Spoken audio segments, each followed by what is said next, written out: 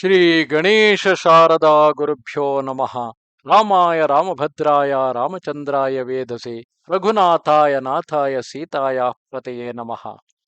Welcome to all for this session on Ramayana to chapter 108 of Ayodhya Kanda.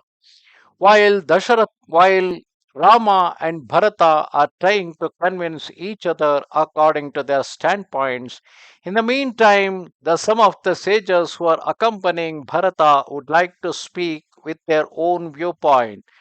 Jabali is one such sage who is the exponent of the atheism. As Sri Rama thus instructed Bharata, a Brahmin named Jabali uttered these words which are considered as contrary to Dharma. Well spoken, O Raghava, but it is not for you to think as common men, for you are a man of understanding and also a philosopher. Consider well, O prince, a man has neither a real friend nor an enemy. He enters the world alone and leaves it alone also. He who thinks this is my father, this is my mother, and becomes attached to this relationship is without sense. From the standpoint of right reasoning, none belongs to any. As a man traveling from his own village to another remains for the night somewhere on the way and leaves at dawn, so father, mother, wealth, and family remain with a man for a brief space of life, and the wise do not become attached to them.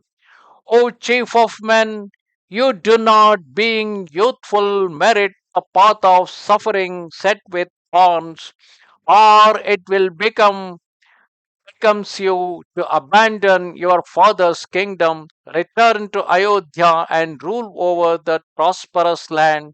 The goddess protecting Ayodhya, devoted to you, awaits your return. O prince, enjoy those chosen pleasures which befit a king, and divert yourself in the capital as Indra in Amaravati. Dasharatha is nothing to you, nor you to him. The king is one person and you another. Therefore, follow the advice I give you. The father's seed is but the remote cause of man's birth, since since it does not enter the mother's womb, it cannot fructify. The true source of conception is the womb of the mother. The king has departed to the place destined for all mortals. Why do you claim this false relationship and distress yourself in vain? O Rama, I grieve for those who, abandoning the pleasures of the world, seek to acquire merit by felicity hereafter and sink to an untimely death. I do not grieve for others. Men waste food and other precious things by offering them up yearly as sacrifices in honor of their departed ancestors. O Rama, has a dead man ever partaken of food? A food that is eaten by one, especially during the ceremonial rituals, the food is offered to a Brahmin, which is expected to reach their ancestors. A food that is eaten by one nourishes another, then those who journey need never carry provisions on the way. Relatives might feed a Brahmin in his name at home. O Ramachandra, these scriptural injunctions were laid down by learned men skilled in inducing others to give and finding other means of obtaining wealth, thus subjugating the simple minded. Their doctrine is sacrifice, give in charity, consecrate yourself, undergo austerities, and become ascetics. O Rama, be wise. There exists no world but this. That means other than this world, outside there is no heaven or hell. That is certain.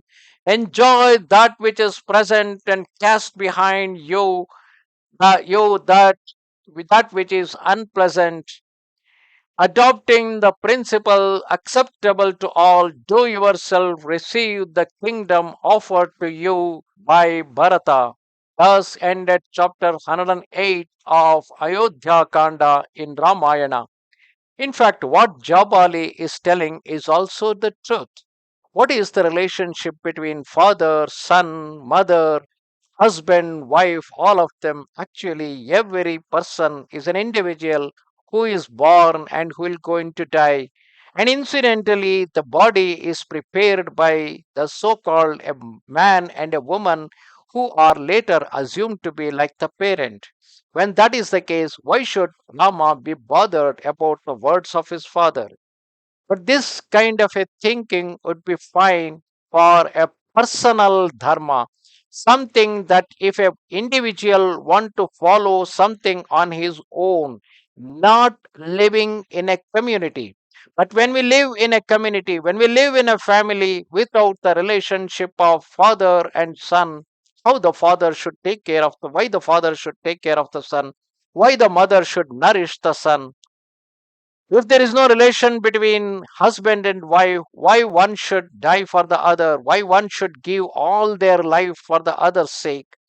If that is not the case, if the relations do not exist, then why one should live in a community and help to serve the community? Why a Brahmin should share his knowledge and do the good of the society? And why a Kshatriya should protect the society? Why a Vaishya should help through his transactions in the society?